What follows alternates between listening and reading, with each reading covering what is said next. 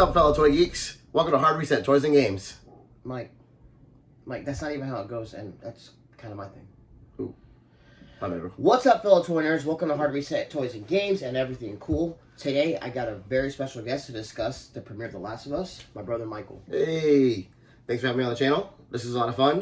Yeah, bro. Just want to say congratulations, Hard Reset Toys and Games. I'm super stoked for you. My brother's got his own YouTube channel. That's so tight. I really think you're gonna do some cool stuff, man. I really like what you put down. All your videos get a ton of views. I'm in love, dude. Thanks, brother. Congratulations. Appreciate you, man. And as for this episode, I'm super stoked to be part of it. We're reviewing The Last of Us, the TV show, HBO. But the game itself means so much to me, my brother.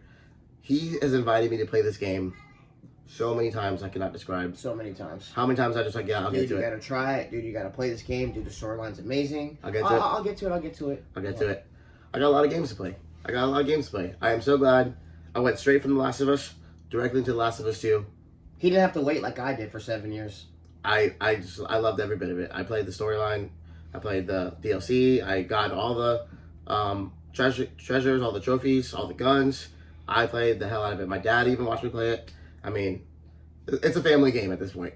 So when we saw the adaptation coming, we were stoked. The anticipation was very high. The Last of Us, HBO Max. What? We're getting a live action The Last of Us TV show? Yeah. Joel? Ellie? I was excited, but I was also like, I didn't have any expectations because, as you know, I love Resident Evil. That's one of my favorite, if not my favorite, video game franchise. Right. But all the TV and all the movie adaptations suck. They all suck. I don't like a single one of them. The games, I love. Yeah. So, like, obviously I'm going into it, cautiously. Right. So, all right. So this YouTube channel obviously is Hard Reset Toys and Games. I think you have a few subscribers who are probably just vintage toy collectors. So if you don't know about The Last of Us, or if you don't really play video games at all, The Last of Us is a huge cinematic, one player story-driven game. And I think it's fair to say for both of us that we've been big fans of that style of gaming. Final Fantasy, Zelda for me. I'm a big fan of like being a one-player hero, just on an adventure and seeing where it leads. And I think, like you said Resident Evil, Dying Light. Obviously, Last of Us, those are some of your favorite games. Yeah. You've always taken a really cool horror take on your gaming. So obviously, this is a must video. This is a video you had to make. It's a must. And I'm pumped to be on it. Thanks, bro. Yeah. So, what'd you think, man, of the beginning? Like, how did you feel when you saw even the intro, the music, bro? Dude, okay, so so even before the intro, like the way the show started with that, I mean, are we talking spoilers, obviously? Like are we... Spoiler-filled video. If you haven't seen it. So, spoiler alert, we're talking about the episode in its entirety.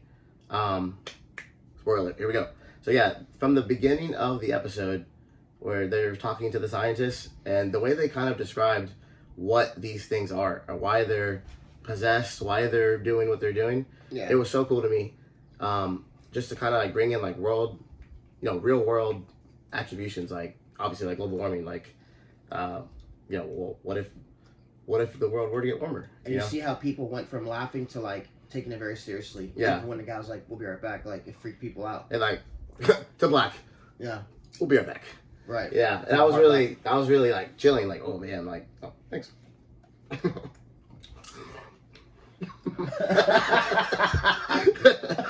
Yes, but yeah, it was a chilling intro, straight into a very awesome, theme song. Dude, I love it, and it's, it does what HBO does. Kind of reminded me of Game of Thrones, where it's got that aerial view of everything changing, but this time, instead of like, Game of Thrones, it's like a big map of where all the royal families live. Now it's fungus, and you're following this fungi that's going through Boston to wherever, everywhere their adventure goes. So that to me was pretty cool. And then the show, it just starts off, it's so sad. Obviously we have to follow Sarah. She's the main protagonist of this whole episode, dude. And if you didn't know the game, you would think that she's going to be the main character of the whole entire show, right? Until 3/4 of the episode, obviously, what happens. She kind of is, because she kind of molds who Joel becomes. Yeah. A hardened, like, smuggler, like, And the beginning of the episode, like that first episode was very game accurate. You know, Dude. they had some other things in there, but it was very game accurate from when she tells him she's a hardcore drug dealer or whatever. Right. I saw hardcore drugs, like the couch, even the living room looked pretty. The couch scene looked really, really close to the game. You know? I thought a funny scene right in that part where right before she goes to buy or goes to fix his watch for his birthday. Right. She picks up the watch, she grabs the money, and then she picks up his knife. She looks at it, she puts it back in the drawer. It's almost like a video game, like if you were the video game character and you were to hit square. Inspecting. Yeah, expecting. Yeah. Now to me, like examine. Like moments like that, I was like, I feel like I'm watching someone play a video game.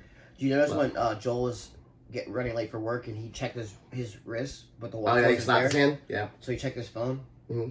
That was cool. It's like showing how like important that watch is, even when he's wearing it 20 years later, bro. Right. It's crazy. Foreshadowing at its best. It's crazy. Yeah. There's a couple moments like that, like with the orange juice.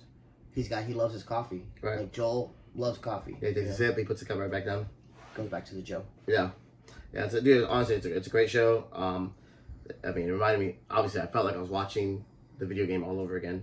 Literally. Yeah. And obviously, when they're in the truck leaving, like, that was a little bit different. Mm-hmm. But, dude, like, she's like, are we sick? You know? And then they see that farm on fire. And yeah. Well, she's like, I thought it was only in the city. Like, this is right by the house, that's just burning. And then, like, people are asking for help. Yeah. And they're like, don't stop, keep going. And the whole time they're really just trying to convince her that, like, no, we're good, we're not sick, no, we're not good. But every, 15 seconds, something else crazy happens. Yeah. Here comes planes flying down. Dude, Here comes, that downtown part was crazy, bro. You got the army blocking the highway, so, no, we're fine, we're good, we're not sick. Oh, God, we gotta do, it's like every second, oh, we gotta do this, we gotta do this, we gotta do this, but we're fine. until no, we're not. They keep saying that all the way until, they get to the downtown streets, and everyone is just freaking out, which, dude, and that whole scene, too, it turned into, a one-shot, I think, at one point. Right. Where just, the camera just, followed her, then, went out the back window, then followed her again, then went to, and then went to the streets, went out the front window, then came back where the plane crashes. Oh, my God. Yeah. So, obviously, spoilers. But, yeah, the plane crashes, cuts to black, and, comes back from black, and they're upside down. Right. Her ankle's all messed up. Just like the game. Yeah. She can't walk, so obviously from there, he's got her. He carries her, and, it looked pretty helpless at that point, Chaz is looking low. Yeah. Him and Tommy get separated. Yeah, because that car smashes. Cop car. And they trap him in the alleyway. Yeah. So he's like, I'll go down the riverbank, I'll meet you down, and blah, blah, blah. Yeah. So then he runs into... a soldier. No, before that, he runs into, a zombie. Also infected. Yeah. Like a ton of them. Yeah, they don't call them zombies in this, right? I'm not sure what they call them. I know they call clickers, but... Yeah, but there's, also, different kinds, I guess, as the game goes on. Right. Yeah, so he runs into a clicker. No, they're not clicker yet. Clickers are, when they're crusted and fungus is overgrown. Yeah. They're just all freshly, infected. Yeah. But, yeah, they get pretty much chased by a small horde of them. Right. They course through a building, and they make it wasn't even a small horde. It was one of them. It was just one, one of them, pops up. Well, remember, they ran to the diner. And then one jumped helplessly and slammed his head on the counter, just mindless, boom. And then then that's when he runs into the soldier. Soldier shoots that said, infected. He's they all right, we're good. We just got saved. Yeah, and he's like, yeah, we're not sick. We're not sick. I think he wanted to help him until that whoever he was talking to is like, yeah. He said yes sir. He said yes sir one too many times for me to call. I'm like, oh God.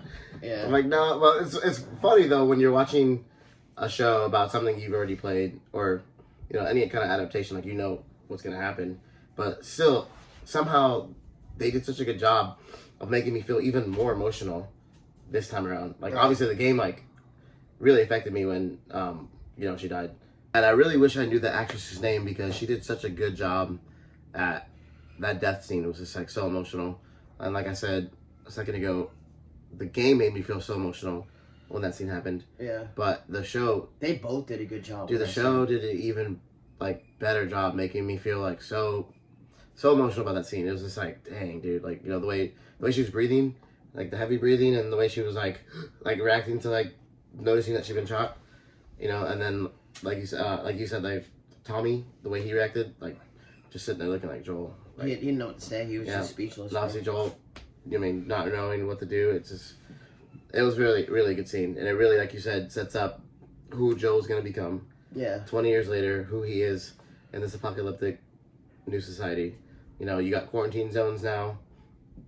And you see, like, for miles, like, everything's destroyed, but you have this small quarantine zone. The world's completely different. That is like the new world right there in that area. A small quarantine zone. Like, Joel smuggling in pills for that Frederick guy, you know, the agent. That was cool. Do you think they were trying to say something? My bad, but do you think they were trying to say something when... Alright, so, remember the kid that was infected and they... Speaking of that, do you think that was like a humane way they took him out? When they were like, we're gonna get you some candy. I was gonna say, that's definitely different from the game. I remember Fedra in the game being cold, heartless. To me, I thought that was a pretty nice way to, you know, I mean, obviously the kid's infected. There's new rules to the society, like we can't have affected people. What else are you gonna do? He's gonna turn. Zones. He's gonna turn. Like, what else are you gonna do? Let him turn and then kill him? Like, yeah. So in a way, I mean, like they kind of like like rather than just like treat him like brutally or inhumanely. Like, I don't know. So it kind of showed like, I mean, to me, it showed like a softer side of Fedra that might be important later down in the season. Do you think they were trying to say something when they the second truck of dead bodies got delivered, and that woman was like, "I can't do it." Oh, that was Tessa, right? No, that wasn't Tessa. That wasn't Tessa. That was just some random person. Okay. Tessa was the one with the black eye. Yeah, I remember. I mean, I know Tessa. Like she ends up, you know, the whole show with him. But right. But like the way Joel just grabbed the body and just you think that kind of like says something about like who they're trying to say something about who he is. Yeah, today? he's just especially with it being a kid. It's like, you know, like where he was a really loving father 20 years ago. It's like all he cared about. It's like 20 years. It's literally him and his daughter. Like that's all that was there. Him, his daughter, and Tommy, and then now it's just like let's just get this over with. Like who knows what happened between that moment when Sarah was dead and then dude, you know what? And I was gonna say that too because in the game, Joel and Tommy definitely didn't talk like they did. So moving forward, you know, he's in the quarantine zone. He's obviously a new person. He's without Sarah. He's got this whole new mindset on who he is. But yeah, so then you know the whole progression of the show is him like wondering if Tommy's okay. He's like we talk daily. Like he hasn't checked in a day. It's been 3 weeks. Right. So that's like the whole setup of like the show. Like so now they want to get the battery. They gotta get the battery for the car so he can go find Tommy himself in Wyoming. But that wasn't a thing. Like if I remember in the game, like they didn't talk at all. Like, right. They were, like, Tommy was a Firefly. And I guess Joel blamed Marlene for that. For like I guess causing like a division between him and his brother over him being a Firefly. I assume like. So, I'm not really sure. In my opinion, if they keep up every day, like what happened? What's their storyline for the past 20 years? Right. That'd be kind of cool to, you know, see some backstory. Maybe there'll be some backstory. You know, like some. It's 10 episodes. You got to fill it with, you know, something. So. I mean, you saw the after the show, you saw the upcoming stuff. And it looked pretty good, bro. Yeah. Like even at the end of the episode, when they just show like the two buildings collapsing on each other in the distance. Right. Like, it just shows, like something's coming, bro. Like, now they're venturing outside of the quarantine zone. Like, they're about to deal with a whole new set of problems. Like, a whole new set of horrors, bro. You know? Right. Like, in those dark, gritty, like, overrun with, like, foliage and trees and plants, like, overgrown. Like, it's going to be really, really cool. It looks so good. And, like, the game is so cinematic. Like, what's HBO going to do? Right. You know, it's going to look beautiful. It's going to look amazing. Right. Yeah. So I'm very excited, yeah.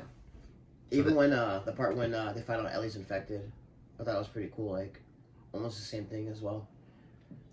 But, yeah, it's crazy. Yeah, I think the Fireflies. I'm excited to see like who they are too. Like, I think they're probably gonna play a bigger role because in the beginning, we see the Fireflies of the game, but then it's just like Joel and Ellie versus all kinds of stuff. You know, you got like who knows what's out there, cannibals, and you know, I think they even said like there's bigger things out there than just the infected. Right. You know? So, like, I can't wait to see what the show has to offer. Yeah, it's really going to offer some crazy turn of events that we're just going to be like, what? I'm ready for it, bro. Yeah. This is just the first episode. I know. Yeah. I'm excited. So what do you think about Tessa? Do you think she's going to stick around for a while? Well, I think I'm assuming the second episode she'll be dead. Because, as you know in the game, they make it to the Capitol building where they're supposed to deliver Ellie, and they find the Fireflies that they were supposed to deliver her to, Right. they're all dead. So that right there changes a lot. But then I guess some Federal agents show up. They kill Tessa.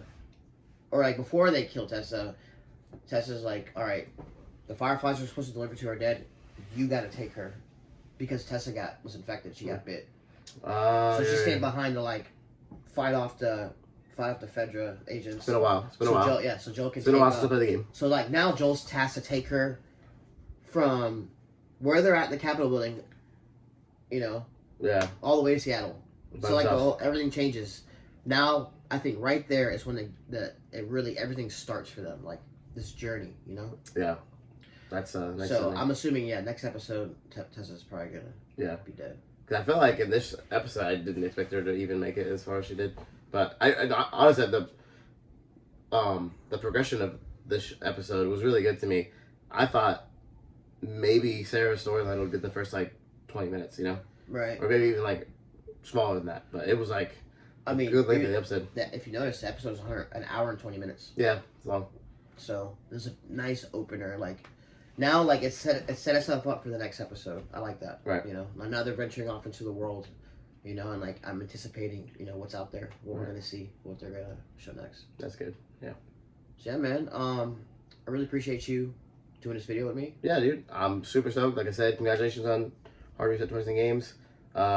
I know we've talked about it. I got a ton of ventures, but hopefully I can make it for more episodes. Yeah. And obviously you got the vintage toy side. I'm a huge gamer, so you need me for more video game adaptations, video game episodes, possibly co-streaming on any future endeavors. I'm your guy. Right on, man. Yep. Appreciate you again, man. Hard Reset Toys and Games. Later, bro. Later, bro. All right, guys, that'll do it for this one. Stay righteous and keep collecting. Peace.